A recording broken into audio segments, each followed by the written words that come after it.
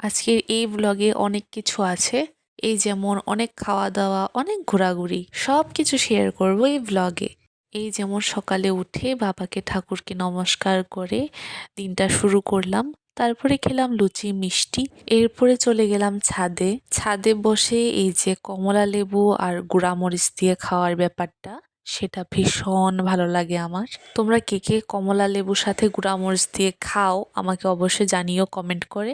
এরপর ছাদ থেকে দেখলাম একটা চুলওয়ালা কাকা এসেছে, ওনার থেকে এই বাটিটা নিলাম চুল দিয়ে। তোমরাও কি আমাদের মতো চুল দিয়ে বাসন রাখো?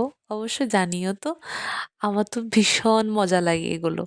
এরপর আমি স্নান সেরে স্কিন কেয়ার করলাম। আমার প্রত্যেক দিনের স্কিন কেয়ারে টোনার আর সানস্ক্রিনটা মাস্ট থাকে। এখানে একটুকু দূর আমার মাকে দেখালাম, কারণ কি আজকের পুরো ব্লগে আমার মাকে আর দেখা যাচ্ছে না। তারপরে একটু পুজো দিলাম। পুজো দেওয়ার পর দুপুরের খাবার দাবার খেয়ে নিলাম। তোমাদের তো বলতে ভুলে গেছি, ভিডিওটি ছিল কালকের, মানে কি 25শে ডিসেম্বরের। প্রথমে ভেবেছিলাম ভিডিওটিকে কালকে আমি এডিট করে পোস্ট করে দেব, তবে বাড়িতে এসে আমি এতটাই টায়ার্ড হয়ে পড়ি যে আমি আর ভিডিওটিকে এডিট করিনি। এখানে আমি রেডি হয়েছি কারণ কি আমি ঘুরতে যাব। ফার্স্টে আমি গেলাম সরস ফেয়ারে, যেটা নাকি হাপানিয়াতে।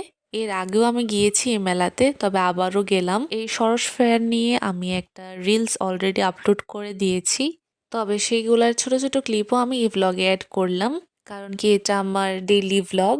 এই জায়গাটায় অন্যান্যবার আরো লাইট করা থাকতো, কিন্তু এইবার এতটা লাইট লাগানো ছিল না। তবে যেই জায়গাটাতে লাইট লাগানো ছিল ওই জায়গাটায় এতটা পরিমাণে ভিড় থাকে যে দাঁড়িয়ে থেকে তারপরে ছবি তুলতে হয়। আর মেলা মানে তো হচ্ছে খাওয়া দাওয়া। যা যা আমি খেলাম আর যা যা আমি ক্লিপ নিতে পেরেছি সবগুলোই আমি একটু একটু করে অ্যাড করেছি এখানে। তোমরা তো জানো আমি মোমোস কতটা পছন্দ করি, আর এখানে বড় বড় মোমোস দেখে আমি ট্রাই করলাম। এটার ভিতরে এগ আর চিকেনের মিক্স ছিল। এখানে প্রচুর খাবারের স্টল বসেছে। যা কিছুই আমি খেয়েছি সবগুলোই অনেক বেশি স্বাদ ছিল। তারপরে সরস ফেয়ার থেকে চলে গেলাম কুম্ভ মেলাতে, যেটা নাকি আগরতলার রানীর বাজারে।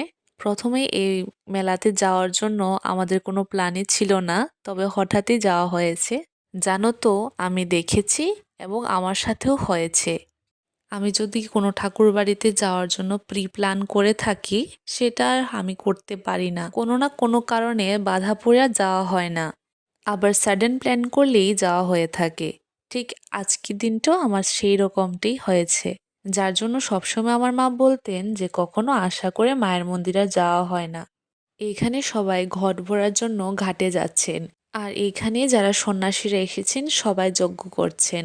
এই কুম্ভ মেলাতে একদিকে সব সাধু সন্ন্যাসীরা ছিলেন, আরেকদিকে ইসকনের সব প্রভুরা ছিলেন। আমরা যখন গিয়েছিলাম তখন দেখেছি ওইখানে ইসকন থেকে সবাইকে প্রসাদও বিতরণ করছিলেন।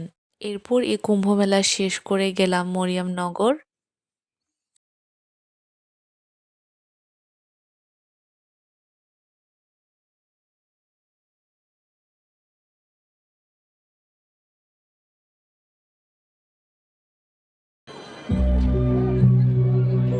আমার এই ফার্স্ট টাইমে যাওয়া এখানে।